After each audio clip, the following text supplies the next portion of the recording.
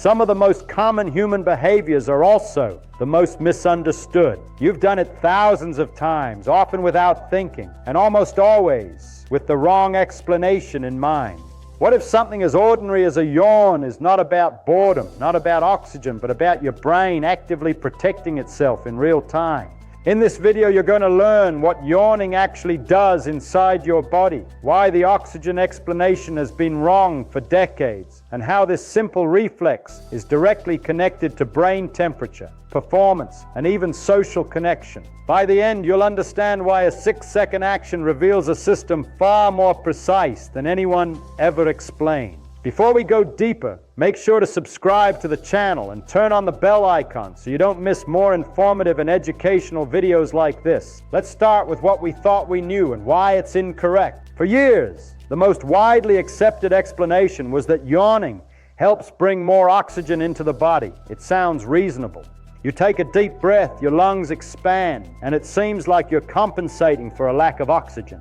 But this idea was tested and it failed. In 1987, a researcher named Robert Provine conducted controlled experiments to test exactly this theory. He placed participants in environments with higher oxygen levels, expecting that if yawning was driven by oxygen need, the frequency would decrease. But as it turns out, the results showed it didn't. Then he increased carbon dioxide levels, the gas that actually triggers breathing reflexes. If yawning were linked to breathing regulation, this should have changed the outcome. But once again, the frequency simply didn't change. Yawning frequency remained the same. Both of the most commonly cited explanations, oxygen intake and carbon dioxide balance, showed no measurable effect. And yet despite this, the explanation continued to be repeated for decades. So if yawning isn't about oxygen, what is it? The answer is more direct and more physical. Yawning is part of a temperature regulation system for the brain. This isn't a guess. It's based on experimental evidence.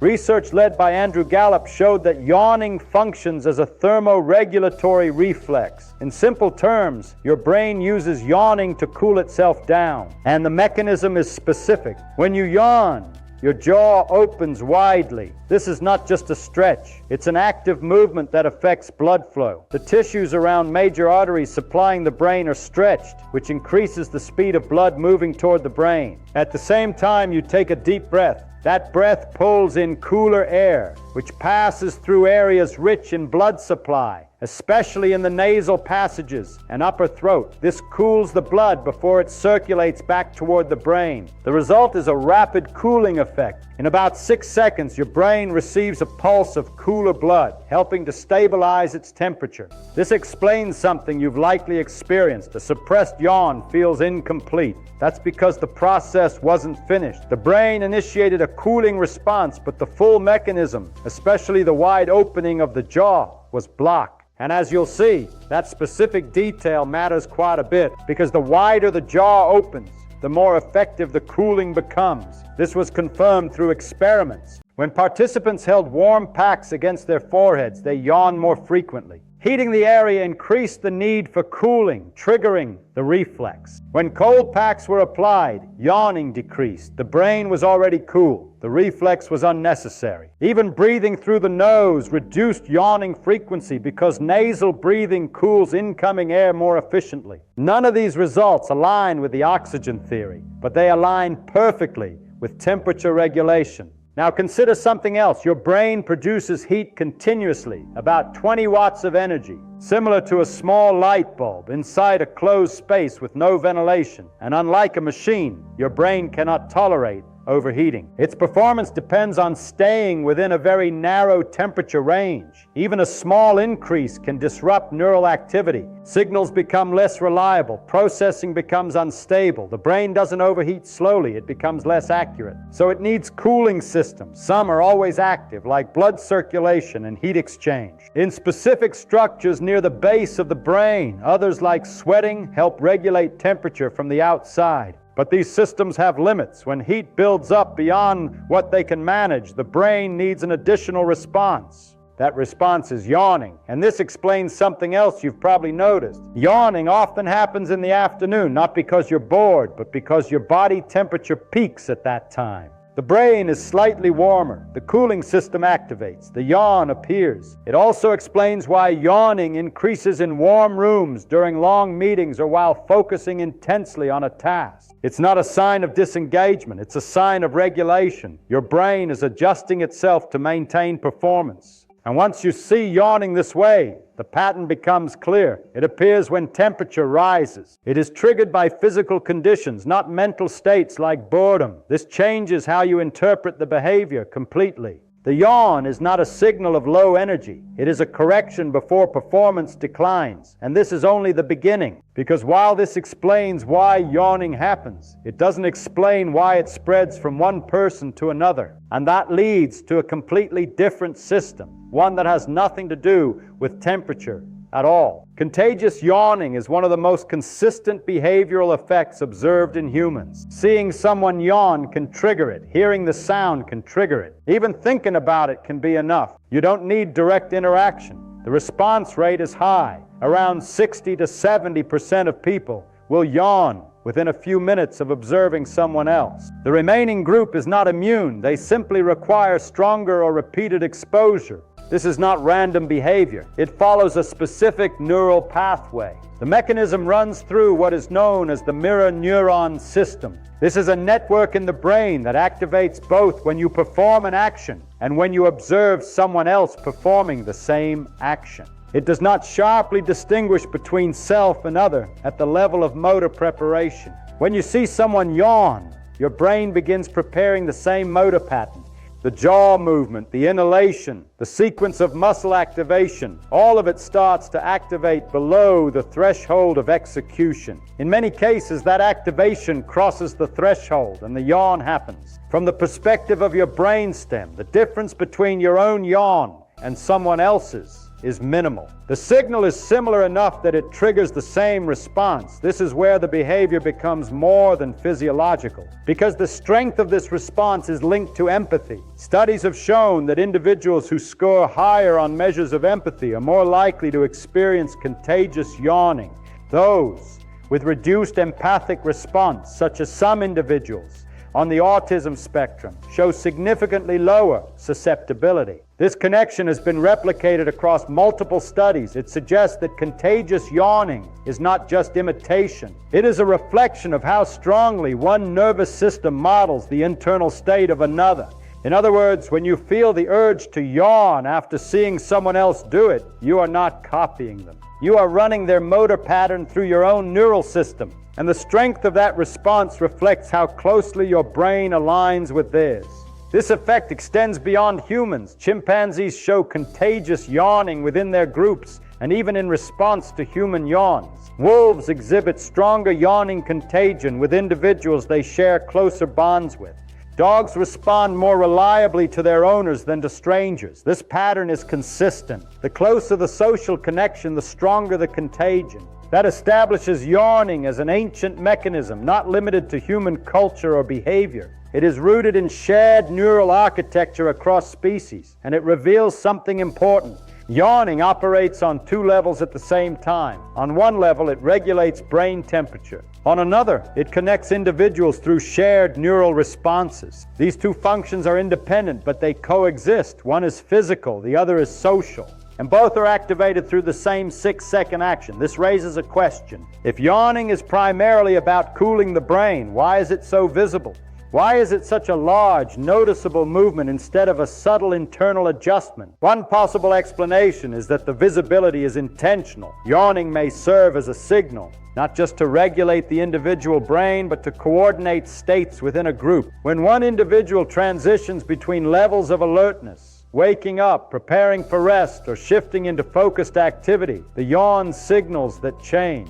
And because it is contagious, that signal spreads. It aligns the group. This is not speculation without basis. In social animals, synchronized behavior increases survival. coordinated transitions between activity and rest improve group awareness and efficiency. Yawning may be one of the mechanisms that supports that coordination. The physiological function handles temperature, the visible behavior communicates state, and the contagion ensures that the signal propagates. This layered function explains why yawning is both necessary and shared. But there is another layer still, one that goes beyond temperature and social signaling, because the yawn does more than move air and stretch muscles. It affects fluid inside your brain. During a yawn, the deep inhalation creates a significant pressure change in the chest. That pressure shift travels through the circulatory system and influences the flow of cerebrospinal fluid, the fluid that surrounds and protects the brain. This fluid is not passive. It plays a role in clearing waste. Recent research has shown that the brain uses this system to remove metabolic byproducts that accumulate during normal activity. The flow of this fluid increases during sleep, but yawning may provide a smaller, rapid version of this process during waking hours. Each yawn creates a pulse, and it suggests that yawning may contribute to maintaining internal balance at multiple levels: temperature regulation, neural synchronization, fluid movement. During a yawn, the eustachian tube, normally closed, opens briefly, allowing pressure between the middle ear and the external environment to equalize. Look at what your body naturally wants to do when you yawn. Your arms rise, your back arches. This combined movement has a name: pandiculation. Pandiculation serves a specific purpose. It resets your proprioceptive system. The strong contraction followed by release forces those senses to reset. Yawning is not just a sign of boredom. It's a complex reflex that resets muscle coordination and performs multiple functions at once.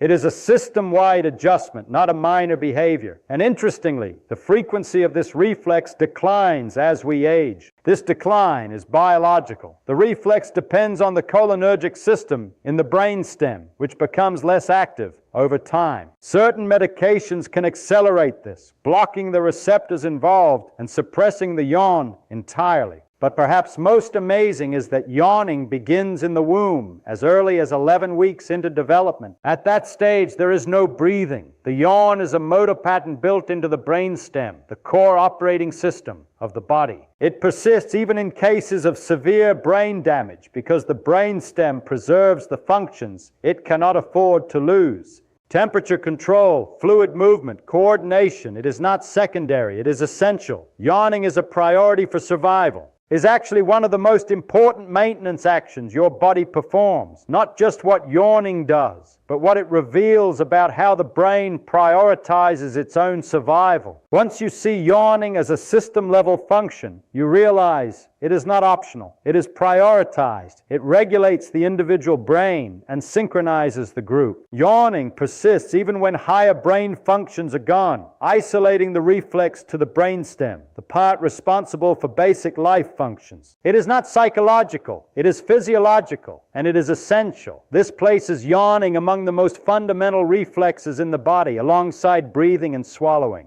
You can try to stop it, but the urge remains. It originates from a system that operates below conscious control. The system begins the process, and in its completion, we find the vital rhythm of our own survival. The body initiates a necessary action, and yet the surrounding environment often discourages it, and the result is an incomplete response. This is especially common in settings where yawning is interpreted incorrectly. Meetings, classrooms, conversations. In these environments, yawning is often seen as a sign of boredom or disengagement. So naturally, people try their best to suppress it. But those are often the exact situations where the brain is working hardest. Warm rooms, sustained attention, extended mental effort. All of these increase heat and demand, which increases the need for regulation. So the reflex becomes more necessary and at the same time more likely to be suppressed. This mismatch between function and perception leads to a simple conclusion. Yawning is not a social failure. It is a biological requirement. And understanding that changes how you respond to it. Instead of interpreting it as a sign of disinterest, you can recognize it as a signal that the brain is actively maintaining itself, that it is adjusting temperature, that it is managing internal balance, that it is preparing to continue functioning at a high level. And this brings everything back to the central idea. The body is not passive. It is constantly regulating itself. Every second, systems are running to maintain stability, correct imbalance, and preserve function. Yawning is one of those systems. It is simple on the surface, but complex underneath. It integrates multiple processes into a single action, and it operates continuously, whether you notice it or not. The fact that it has been misunderstood for so long does not make it less important. It only highlights how much of the body's function happens without conscious awareness. And once you understand it, the pattern becomes clear. The yawn is not random. It is time. It is triggered by physical conditions. It is linked to temperature, pressure, and neural activity. It spreads through social systems, and it persists even when higher functions are gone. All of this points to one conclusion. Yawning is not a minor behavior. It is a fundamental maintenance program, and it has been operating the same way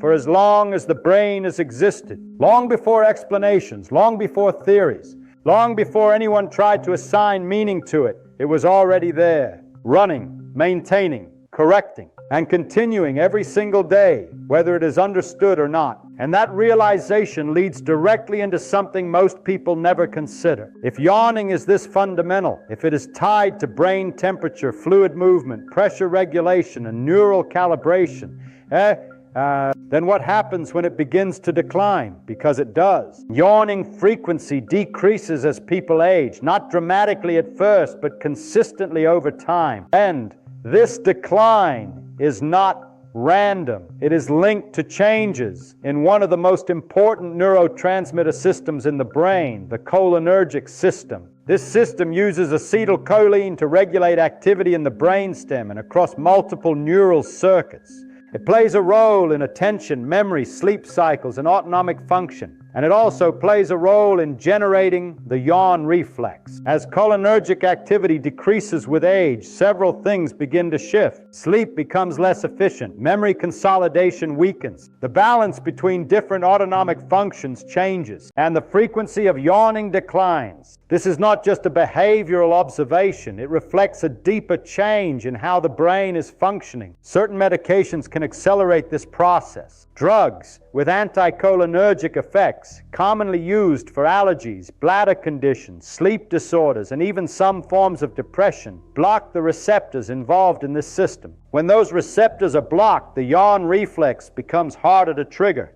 Most people don't notice this directly. They may simply yawn less. But if yawning contributes to cooling the brain, supporting fluid movement, and maintaining internal balance, then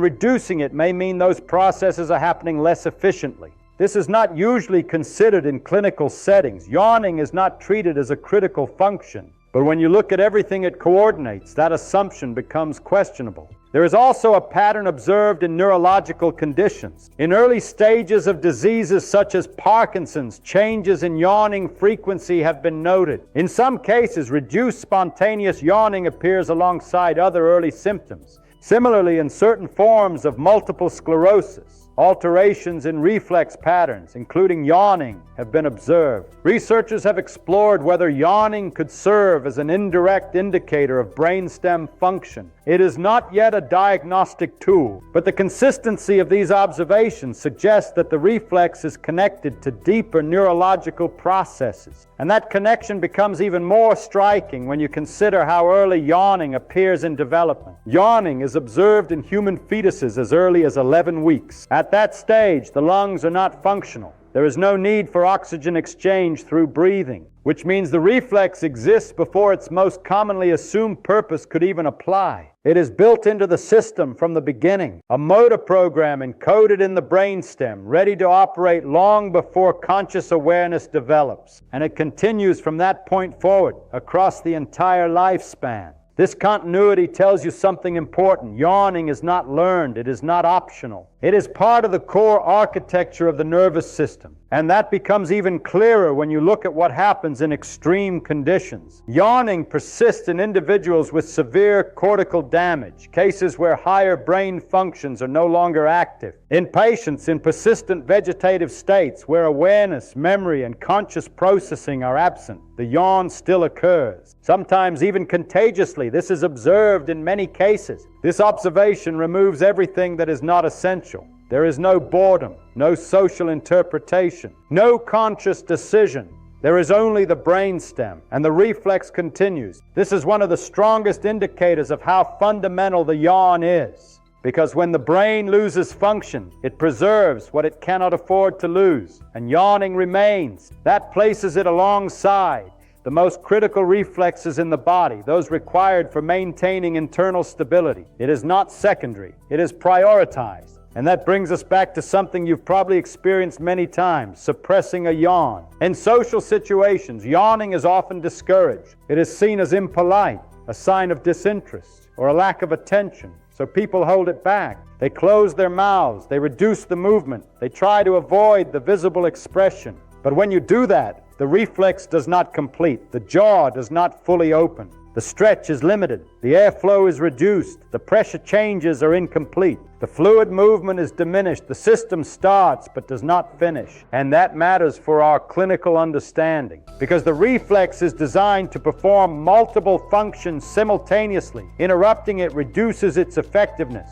And the environments where people are most likely to suppress yawning are often the environments where it is most needed. Warm rooms, long meetings, sustained mental effort. These conditions increase brain temperature and demand, which increases the need for regulation. But at the same time, social expectations discourage the behavior. This creates a mismatch between what the body needs and what the environment allows. And over time, that mismatch becomes normalized. People stop recognizing yawning as a necessary response. They interpret it as something to avoid. But the biology does not change. The system still operates. The signal still appears. And the need for it remains, which leads to a simple but important shift in perspective. Yawning is not a failure of attention. It is a maintenance response. It is not a sign that the brain is shutting down. It is a sign that the brain is adjusting to continue functioning. And understanding that changes how you interpret the reflex, not as something to suppress, but as something to allow.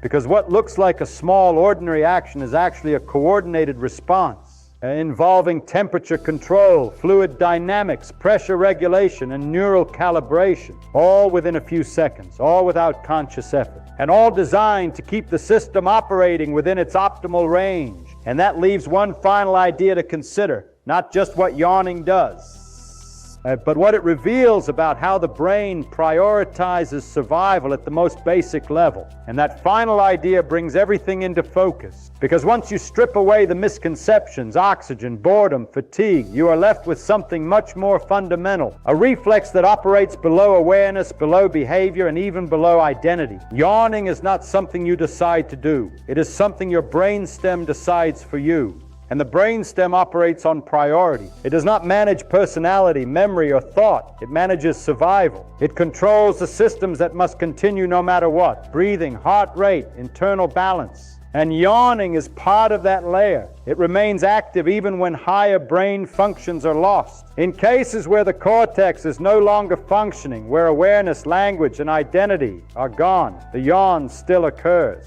That tells you exactly where it belongs in the hierarchy. At the level of systems the body cannot afford to lose. If yawning were about boredom, it would require awareness. If it were about social signaling alone, it would require interpretation. If it were about oxygen, it would respond to oxygen levels. But it doesn't depend on any of those. It depends on the brainstem, and the brainstem responds to physical conditions, temperature, pressure, internal state. That is why the reflex is so consistent. It is not influenced by opinion. It is not altered by belief. It is triggered when conditions require it, and once triggered, it follows a precise sequence. The jaw opens, air is drawn in, blood flow changes, pressure shifts, fluid moves, muscles reset, all within a few seconds, all coordinated. All automatic. This is not random behavior. It is a programmed response designed to maintain stability in a system that is constantly under stress. Because the brain is always working. It is always generating heat, always processing information, always maintaining balance. And that constant activity requires constant regulation. Yawning is one of the tools used to maintain that balance, not the only one, but one of the most efficient and one of the most visible, which is why it has been misunderstood. Anything visible is easy to misinterpret. especially when the underlying mechanism is not obvious. So over time, simple explanations replaced accurate ones. Oxygen, boredom, fatigue, all of them easy to understand, all of them incorrect. The actual explanation is more complex, but also more precise. Yawning is a maintenance action, a correction, a reset. It is triggered when the brain detects a condition that needs adjustment, and it completes multiple functions at once to restore balance. That is why it feels necessary. That strong urge you feel before a yawn is not optional. It is a signal that something needs to be corrected, and completing the yawn is how that correction happens. Suppressing it does not remove the need, it only prevents the system from finishing its work. And that brings everything back to a single point. The body is not passive. It is constantly monitoring, adjusting, and maintaining itself. Most of these processes happen without awareness. Yawning is one of the few that becomes visible, a moment where an internal system briefly appears on the surface, not to signal boredom, not to show fatigue, but to perform a function. And once you understand that, the meaning changes completely. The next time a yawn arrives, it won't be something to hide or dismiss. It will be a clear indication that your brain is doing exactly what it was designed to do, maintaining itself, correcting imbalance, and continuing to operate at the level it needs to function, not as a reaction to boredom, but as a response to reality.